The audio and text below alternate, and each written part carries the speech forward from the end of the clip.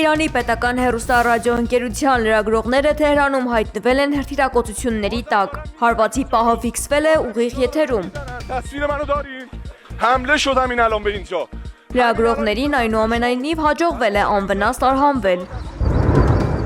Լիբանանում երկուշաբթի օրվանից իսրայելական հարձակումների հետևանքով զոհվել է 123 մարդ, վիրավորվել 683-ը։ Իսրայելի պաշտպանության բանակը հարվածել է Բեյրութի Դահիե թաղամասի Հեզբոլլահի դիրքերին։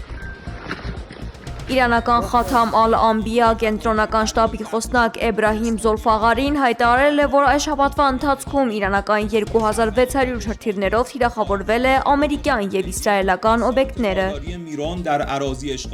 Նրա խոսքով թիրախավորվել են Քուվեյթում և Էրբիլում տեղակայված ԱՄՆ ուժերը, Աբրահամ Լինկոլն ավիակիրը։